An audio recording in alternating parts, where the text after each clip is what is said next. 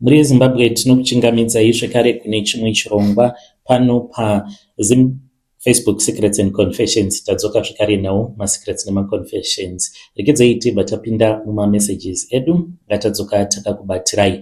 Message yedu yekutanga yakamira sekudai so. Hanzi makadi zvenyu mukoma, muri sei zvenyu?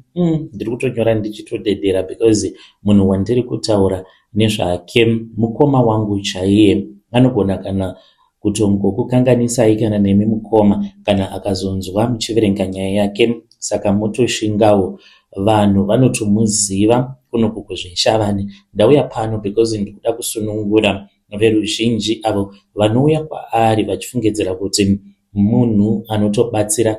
Kubatsira zvake anobatsira, but nzira dzacho dzaari kushandisa ina handisi kuwirirana nadzo. Patakatanga church handina kunge ndakaziva kuti ndo kwazvakange zvichazosvika. Zvino Madam Baden vari kuti ko imi problem yenyu ndeyeyi? Handiti tiri kupiwa mari every month mukoma, tinopiwa mari. Handingatauri hangu correct figure, but mari yandinopiwa inodarika $1,000 kurarama. Ndiri kurarama ndakatosiya zvadainge ndichiita zvekukorokoza nekupota ndichitenga nekutengesa goridhe. Tava kungoita izvozvi zvekufamba tichibata zvinhu mudzimba dzevanhu uye zvekare nekubatsira vanhu, nekuti iye chaanogona kuburitsa mweya yakaita semweya yengozi zvekare mumisha kana muine zvikwambo aiwa paari zvinenge zvisina kana dho. Mukoma wangu uyu akadzidzira izvi zvekuprofita paakambogara kuSouth Africa, saka paakadzoka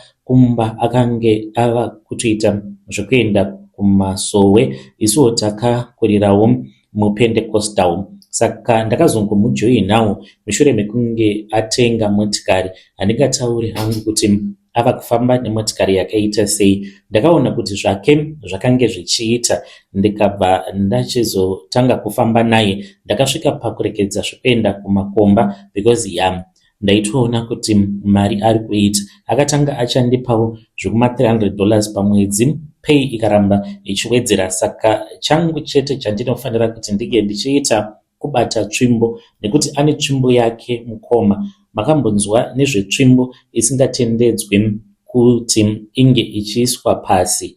Tsvimbo iyi kana ari pamba pake inogara iri pamusoro pemotikari. Mukoma handingatauri hangu zvakawanda.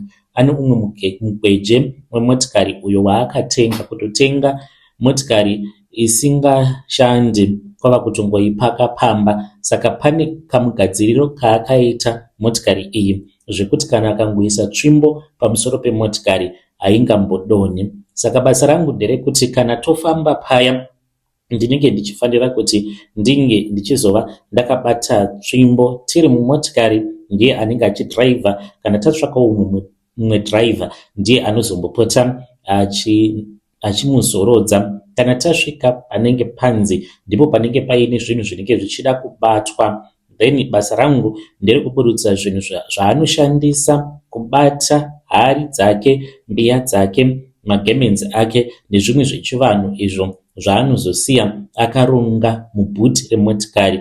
Zvitori nemashandiro azvo zvinoita nezvimwe zvidhori zvakaita zvekuvezwa nemapuranga. Saka izvi zvinongogara zviri mubhuti remotikari kunyange tiri kumasowe. Saka basa rangu nderekuti ndini ndinozvibata ndichizvibvisa mumakadhibox ndichizviisa mubhuti remotikari. Iye haatendedzwi kuti ange achizvibata. Saka pandakatanga kuona kuti mukoma wangu washata munhu uyu, takambogara tose pane pamwe pamba pakange pakakura tichiitira sowe redu. Vana vepo I think vakasvika pakunyumwa kuti mukoma wangu anogona kunge aine zvaakabata, kana kuti maybe zvakewo zvaakabata zvainge zvavakurwa nezvavo kana kuti zvevabereki vavo, because takangoita zvekutongofaiwa vakati vakange vasingachadi kuti tinge tichigarapo pamba apa. The first day pandakaona kuti zvinhu zvachinja, it was around 1 AM. Takange tanetsana namadam, saka ndainge ndakatogara zvangu panze ndichitosvuta fodya dzangu.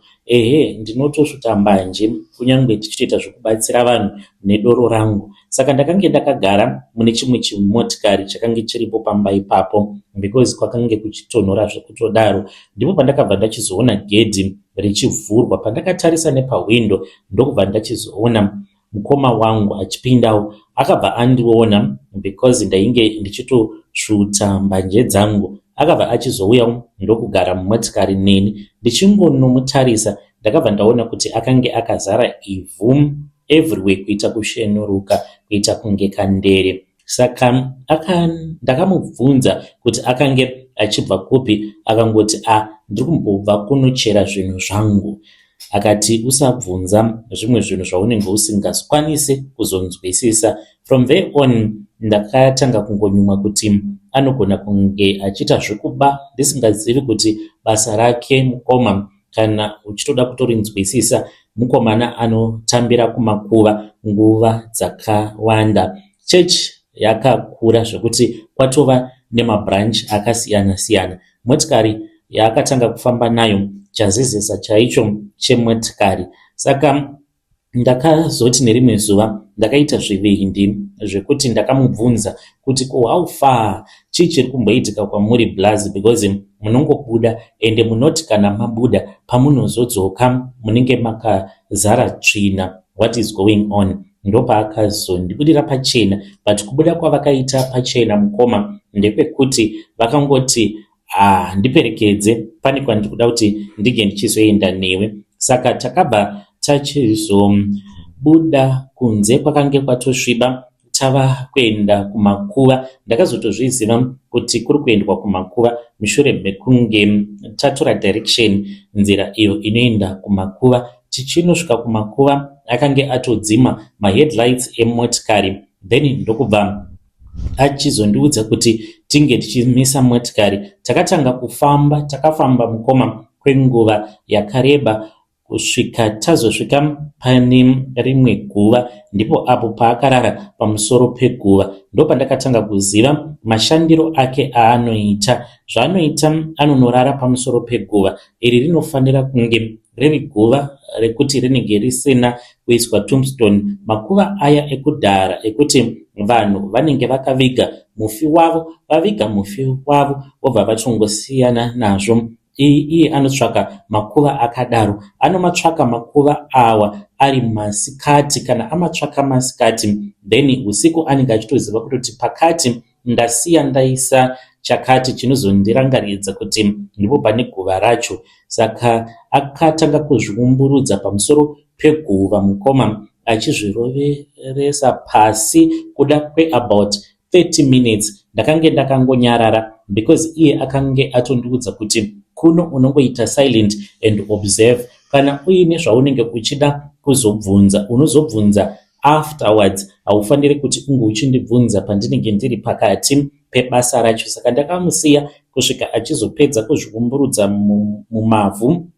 Akabva anokora rimwe ivhu. Aiti akanokora ivhu obva achizoisa mubhutsu, oisa muhomwe dzejaketi uye zvekare nemuunderwear make. Takazoti tadzokera kulocation ndokubva taenda kusoweredu, ndokubva atanga kurasa ivhu riya pasowe, achiita zvekutenderera achirasa ivhu. Ndakamubvunza kuti zvose izvozvo zvakange zvichiitirwei. Kwava kubva achizondiudza kuti ndizvo zvinozobatsira kana munhu akauya pasowe asazombofa akada kubva pasowe asati abvisa mari yakawanda. By the time yaanozosiya chechi achiti ava kubuda muchechi, dzimwe nguva anenge atobatsirwa, but kubatsirwa kwake kunenge kuri kwenguva pfupi pfupi.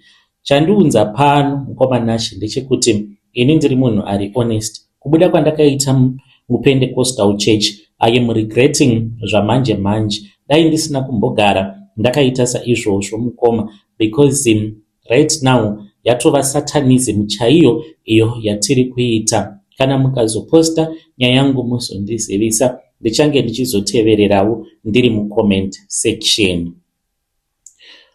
Muri Zimbabwe ndo message iyo yandakatumidzirwa ichibva kuna mukoma vedu. Dai matongosiyana navo mukoma venyu, mungodzokera kuchechi kwenyu because muchapinda busy. Munhu anotambira kumakuva, what if akanzi unofanira kuti unge uchizochekeresa akazosarudza venyu vana. Izvo zvekuti munopiwa more than $1,000 tinoona sekunge zvisingabatsiri. Zvakangooma hazvo veduwe, asi ngatitaurei navo mucomment section. Rekedzei tibva taenda panyedu inotevera. Hanzi blessa wangu mukongolese akandipa nyama yemunhu ndikadya ndisingazivi, ndaitofungidzirawo kutoti maybe it was dried meat. Mukoma, zvandava kusangana nazvo. Nyaya yangu yakamira sekudai so. Iniwo upenyu hwangu wazosvika kumagumo. Ndine makore 27 iko zvinozvi. Ndiri kugara kuCape Town kuita kunyara kudzokera kumusha because madoctors vakandiudza kuti gore rino ndinogona kufa nekuda kwekuti ndine cancer.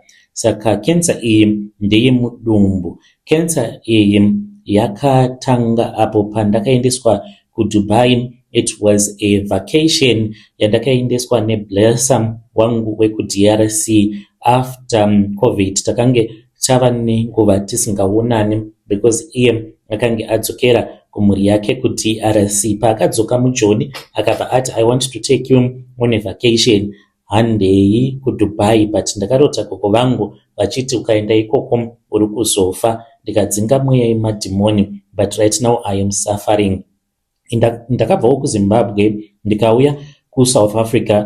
Pandakauya kunoku ndaishanda kunonzi kuBellville. Mari yakange isingakwani. Ndaishandira umwe muzimba akange aine hutsinye ndichishanda musaluni make. Saka kubalansisa renti apa kumba apa lifestyle yekuda kuratidza vanhu kuti you are living a good life, you know, soft life pressure, zvinhu zvose zvakasvika pakuoma. Social media ndiyo yakandipedza kutaura chokwadi. Ndichiona vamwe vanhu vachienda kumavacations, ndainzwa kuti ndini not like my Zimbabweans chete, asi nemamwe maSouth African vakadzi vekuDubai nemamwe masocialites ekwedu avo vaipota vachienda kumavacation. Ndaitonzwa kutoti ndiri kusara kana kuti ndiri kutongoperekedzawo vamwe mukurarama. Saka ndakazoti ndava muno muCape Town ndakatanga kuita zvokuenda kumaclubs neimwe shamwari yangu uyo wandichati Mel. Saka one night takati tiri kuclub kuSea Point ndipo pandakabva ndachizosangana naChris. Ndakange ndisingatozivi kuti akange ari wekuDRC, ndaifungidzira kuti ainge ari muNigerian. Saka akangotitengerawo madrinks, chikafu, ndokubva atongobuda paya. But before iye asati abuda akandipa 5,000 cash. Ndakashamisika kuti munhu anondipa mari yakawanda kudaro poindava. From there on life yangu yakachinja very fast. Christian uyu yakatanga kunditengera iPhone. Ndiye munhu akanditengera iPhone yangu yekutanga. Ndakange ndava kugarawo in a nice apartment poidzo hembe mawigi awa. Ndainge ndava kutozivikanwa kumba nekutotengesera vamwe mawigi because ndaita saruraude. Mukomanashi handina kumbobvira ndakabatwa zvakanaka neumwe murume zvakadaro until ndichizosangana naye Christian. But pakange paine mared flags akange aripo. Firstly, murume uyu aisada zvemaphotos, aigara achindiudza kuti usandiposte, uye zvekare akange asingadi kuti ndimubvunze about business kana kuti his private lifestyle. Munhu uya wekuti aitongotyisa pache zvake and aigara nevanhu vanotyisa, and iye aiva nekamwe attitude kamukaya kekungoti it was just demonic. Saka mari ndiyo yakaita kuti ndirambe ndiinaye ndinge ndichinyarara. One day Christian akati kwandiri he wanted to take me to Dubai. This was after COVID amboenda kwavo kuDRC. Saka ndakaita sekunge ndakange ndichirota because before COVID ainge akambondivimbisa. Ndainge ndakatoudza vanhu kuti I'll be going to Dubai very soon, but zvikasazoitika nekuda kweCovid. Then nekuda kwe-lifestyle yaakange achindipa ndaitotarisirawo kutoti ange achiita even more. Ndakange ndava kurarama a very soft life, kana kushanda ndakange ndisingachashandi. We then flew to Dubai when we went to Dubai, it was late 2023. The first days, everything yakange iri luxury, mutefetefe chete, mahotels, shopping, restaurants, but in zuva, it was at night, zvinhu zvakabva zvachinja. Christian akanditi, tonight you must do something for me. Ndakafungidzira kuti maybe normal bedroom things. Akandipfekedza a white dress ndokubva aenda neni kune imwe apartment yakange iri kure nekwatakange tichigara pahotel. Takati tasvikako kuapartment uku, nzvimbo yacho yakange iri dark. Makange muine vamwe varume vakange varimo vemarudzi akasiyana siyana. Ndakatya because vakange vakangobatidza macandles chete, uye zvakare makange muchitwa braai mumba and makange muine heated swimming pool. Then vakatanga kudya zvavo nyama. Nyama iyi yakaunzwa iri muplate nemumwe musikana akange asina kupfeka anything. Saka nyama yacho mukoma ndakangoitorawo because akangoti just eat. Kana vanhu vachidya newewe unofanira kuti unge uchizodya. Ndakabva ndachizotanga kudya. Taste yacho handikwanisi kuitsanangura. Yaita kunge beef but ichitaste very strange. After some minutes ndakatanga kunzwa very dizzy. Ndava kufenta. Ndakanzwa umwe mukadzi uye ainge asina kupfeka anything achiti she is accepted. Handina kuzoziva zvakaitika after that properly.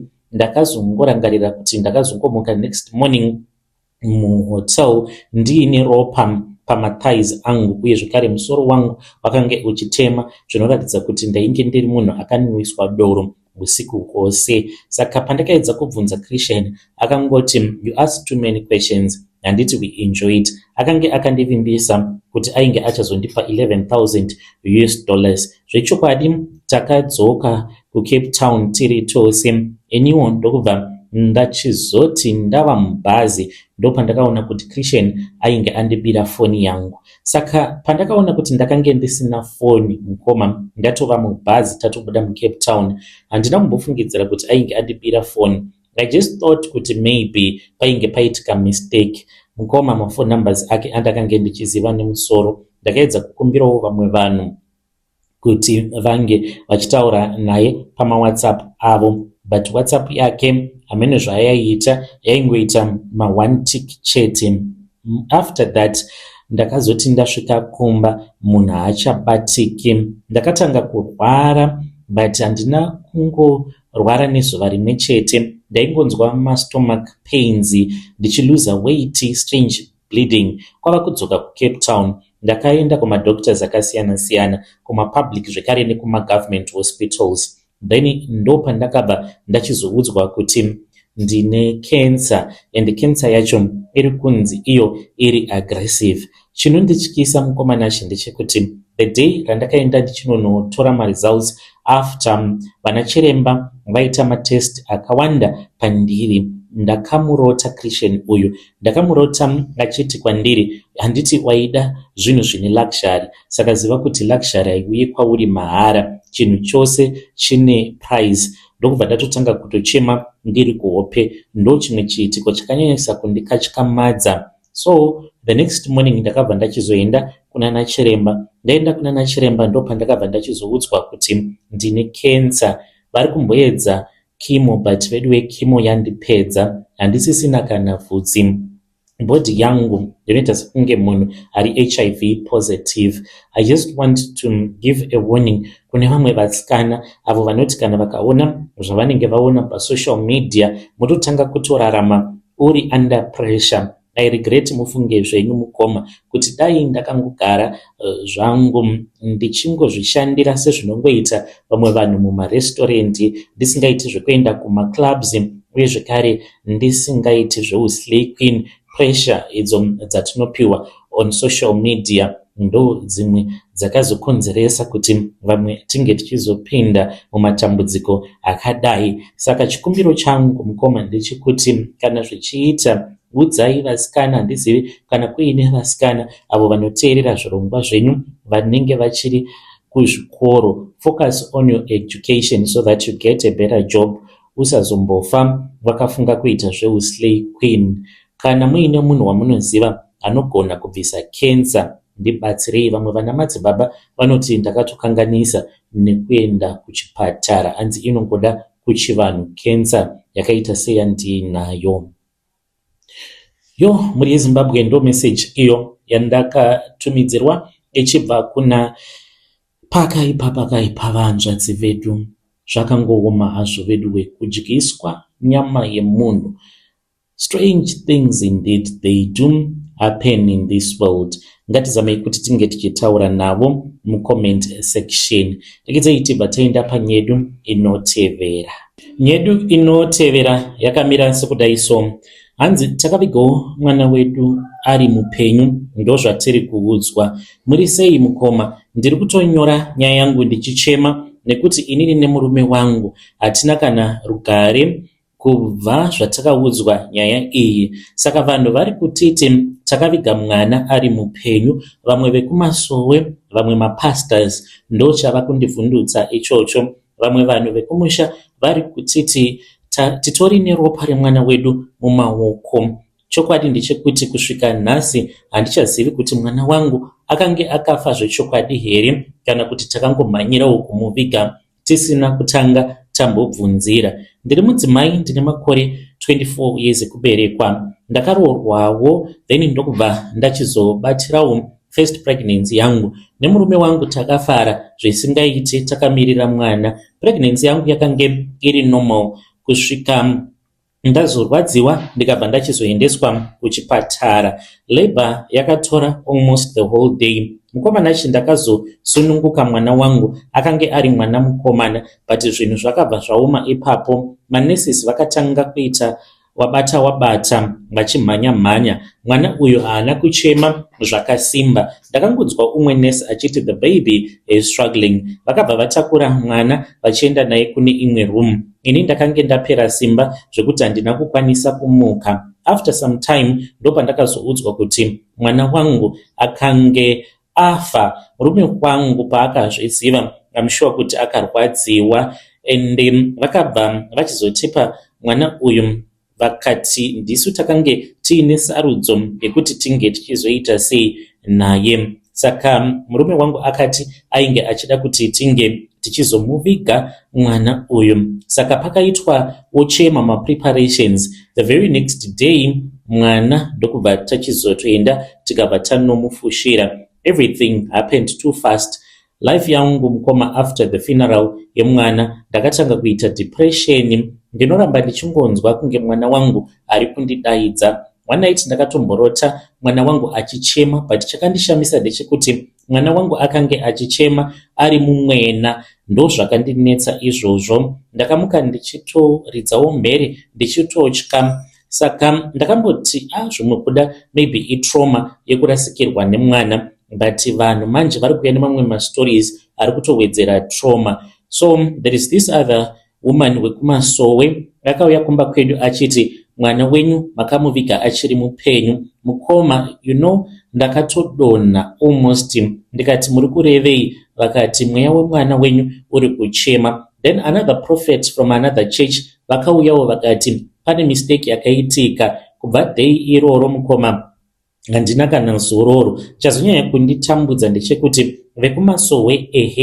I understand, but murume wangu akabva kuconference yevarume. Vaenda kuconference yevarume, iye anoti akadaidzwa nevamwe pastor vaasingatombozivi vakamunamatira vakati it is okay. Saka akazotaura navo akavabvunza kuti kosei muri kuti it is okay. Vakati even though makaviga mwana wenyu ari mupenyu, but God has forgiven you.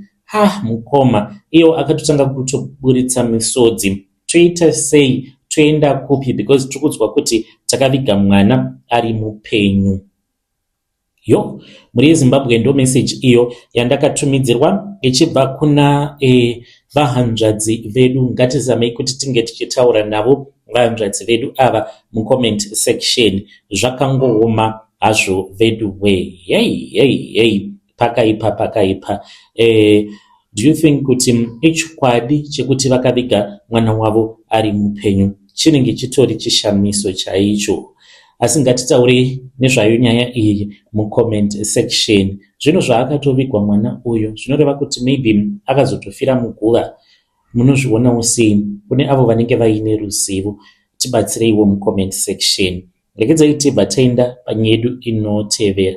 Nyedu inotevera yakamira sekudai. Hanzi ndinoshandisa mapads emahure awo anotengesa miviri yavo kuisa musadza iro rinobikwa pabhawa rangu kuti vatengi zvidhakwa zvigare zvakazara pabhawa rangu. Ndinobhadhara mahure awa $65 per pad. Ndiyo nyaya yangu. Ndiri mukadzi ndine makore 41 years. Ndine bhawa, handingatauri kuti bhawa rangu riripi, ende panoitwa zvegochi.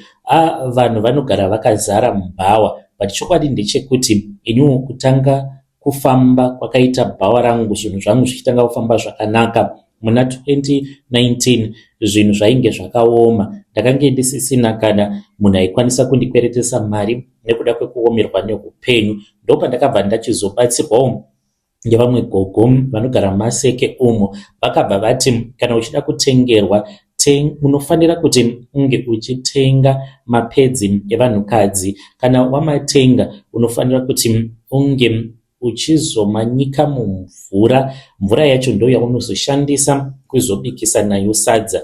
Pandakazviita pekutanga ndakange ndichitya mukoma, ndichifungidzira kuti maybe ndainge ndichazobatwa, but ndaona kuti handina kubatwa. Sadza iroro mukoma rakapera pasina kana nguva, rakange ratopera. Ndikaona kuti hezvo zvazviri kutoita. Ndipo apo pandakabva ndachizototanga kutotsvaka mahure anondipa mapads, then ndobva ndatomashandisa. Even though mukoma ndiri kuita mari, but dzimwe nguva so ndinobatikana, especially kunzwa kusema kana kuri kunzi ndikaona umwe munhu anenge achidya chikafu pabhawa rangu, ndinongoti dai maiziva amaimboribata sadza iroro. Muri yeZimbabwe ndo message iyo yandakatumidzirwa ichibva kuna vanzvadzi vedu. Naimi zvakangooma hazvo vedu we, ngatitaurei navo mucomment section. Rekedzai tibva taenda panyedu inotevera. Nyedu inotevera yakamira sekudai. Hanzi mukoma, inini ndinonzi Norman, ndine 46 years uye zvekare ndinogara muBosberg muSouth Africa. Ndinoitawo zvetransport. Ndine maVolvo 440 angu maviri nemamwe masmall trucks nemakombi kumusha. Vanhu vanondiona vanoti murume uyu akashanda achiburitsa ziya, but zvose zvakatanga muna 2015. Panguva iyoyo ndakange ndiri driver ndichishandira umwe murungu, ndaitakura zvinhu Durban Joburg. Salary zvaingovawo zvekungodaro apo mukadzi akange ari kuZimbabwe nevana. Saka ndakaona kuti vamwe vandaishanda navo vaiti kana vakasiya mabasa kubva vatotenga avo matraki vototanga kutorarama zvakanaka. Ndipo pakatanga jealous mumwoyo mangu. Ndakazosvikira umwe uyo watainge tichiti Silo wemuno muSouth Africa. Ndiye akandiudza secret, akandiudza nezvekuromba zvemuno muSouth Africa. Saka one weekend akaenda neni kuJamestown, uko kwandakaenda ndikabva ndachizonopiwa sandawana. Ndapiwa sandawana iyoyo ndo yandakatanga kushandisa. Zvino mhiko dzangu mukoma nashi ndedzekuti mumhuri kana mukafiwa, ndinoti kana ndasvika pagedhi repamba apo patinenge tichichemera mufi, ndinofanira kutomboseka. Zvinorema hazvo, asi ndo zvandinotofanira kutoti ndike ndichiita, ndokutozadzikisa kwandinoita mhiko, kuseka avo vanenge vafirwa. Saka mari yeurambwa hainaki varume, inorwadza. Dzimwe nguva ndinenge nditori nezvandinenge ndichitodawo kutoishandisa mari iyoyo, but unongotoudzwa kutoti pari zvinozvi mari yauri kuda kushandisa iyi haufaniri kuti unge uchiishandisa. It's like unenge uine mari but usina futi mari at the same time. Ndinongoti dai ndakaziva mukoma handaimbofa ndakabvuma kuromba, because ndine umwe mwana wangu musikana. Mwana uyu haachatonzwisisiki kuti zvinoitika paari, anosvikirwa nemudzimu here kana kuti sandawana yacho ndo yava kuda kutaura maari. Hazvitonzwiki zvaanotaura. Dzimwe nguva anogona kutongotanga kungotaura sekunge munhu wekuMozambique. Shona yake rotonzwa kutoti mwana uyu shona yake ari kuita sekunge ndewekuMozambique. dzimwe nguva anongogara akati zii, kana ukazotaura naye ndipo paanobva achizovhunduka zvinenge zvichitotyisa. Kana mukazoposta muzongondizivisa, ndinenge ndichizotevererawo ndiri mucomment section.